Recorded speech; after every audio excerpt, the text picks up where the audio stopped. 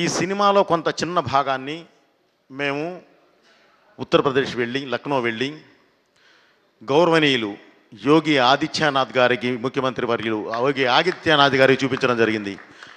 ఆయన ఒక్కసారిగా అది చూసి ఒక్కసారిగా మమ్మల్ని అందరినీ దగ్గరికి తీసుకొని అంటే ఎంత గౌరవంగా అభినందించారంటే అంత గౌరవంగా అభినందించి ఈ సినిమా ఈ భారతదేశంలో అద్భుతంగా నడుస్తుంది వెళ్ళండి అన్నాడు అని ఆయనే పోస్ట్ చేశారు.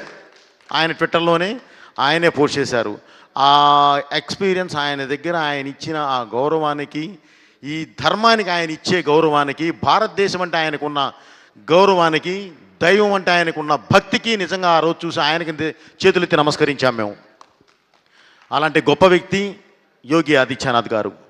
అలాగే ఈ రోజుకి భారతదేశానికి వెన్నెముక లాంటి ఒక ఆర్ఎస్ఎస్ సంస్థ, ఆ సంస్థ చీఫ్ గౌరవనీయులు మోహన్ భగత్ గారు ఎంత గౌరవంగా అంటే ఇదే చిన్న ఫుటేజ్ ఆయన చూసి ఈ సినిమాని మేము కాకపోతే ఎవరు ప్రమోట్ చేయాలి, మేము చేస్తుందే ఇది కదా, మేము చేస్తుందే దేశాన్ని, దైవాన్ని, ధర్మాన్ని ప్రొజెక్ట్ చేస్తూ వెళుతూ ఉంటే, ఈ మూలాలను ప్రొజెక్ట్ చేస్తూ ఉంటే అంత అద్భుతమైనది మీరు తీసుకొచ్చి ఎదురుగా పెడితే కోట్ల మందికి చేరే విషయాన్ని మేము చెప్పకపోతే ఎవరు చెప్తారు అని చెప్పి భుజం తట్టి ముందుకు నడిపించారు ఆయన.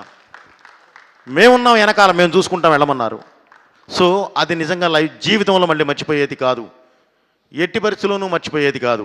అలాగే ఈ సినిమాని త్వరలో కూడా ఢిల్లీలో ఒక సరే దాయటం ఏముందండి, ఢిల్లీలో ఒక షో వేయబోతున్నాము. అది మోదీ గారు కూడా చూడబోతున్నారు. ఎందుకంటే దీని గురించి విన్నారు, దీని గురించి తెలుసుకున్నారు. ఇంత గొప్ప సినిమాని తప్పకుండా మేము వెనకాలండి పుషిస్తాము అనేది వారు ఇవ్వాలి అనేది వారి ఆలోచన. సో త్వరలోనే ఇది కూడా అక్కడ ఢిల్లీలో కూడా షో అయిపోతున్నాము. అలాగే